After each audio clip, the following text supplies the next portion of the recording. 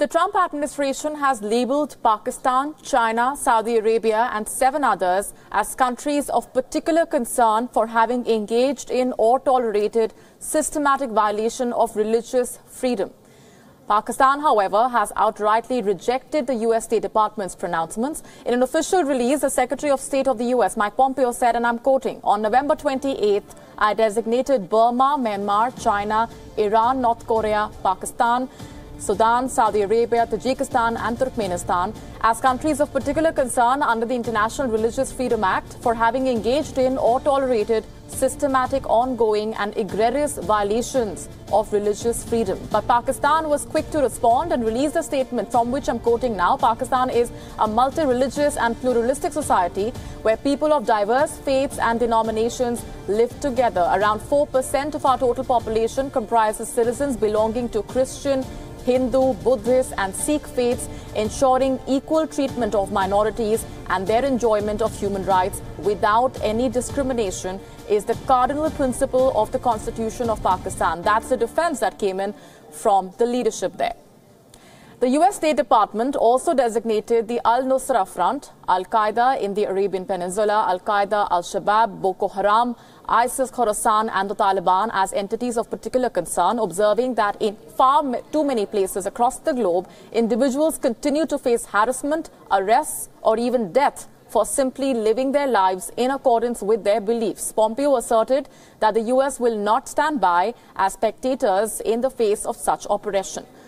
He said that it was the top priority of the Trump administration to protect and promote international religious freedom. Pompeo said the safeguarding of religious freedom is vital to ensuring peace, stability and prosperity.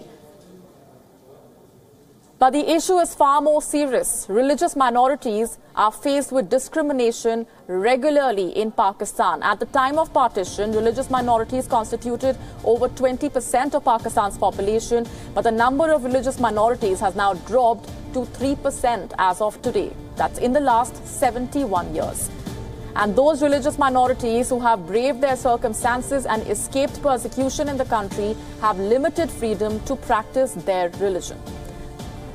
Let's get in the perspectives from a senior journalist, Ray Locker, joining us from Washington. The U.S. has been categorical in that report, Ray Locker. Mike Pompeo has lambasted Pakistan when it comes to religious freedom violations. But the statement, the defense coming in from Pakistan tells us that it will take a long while for religious minorities to feel safe in the country.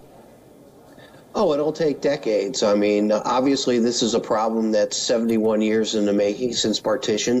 You laid out the statistics very clearly. I mean, 20% religious minorities in 1947, down to 3% now. So religious minorities in Pakistan have not found that country to be a congenial place to be.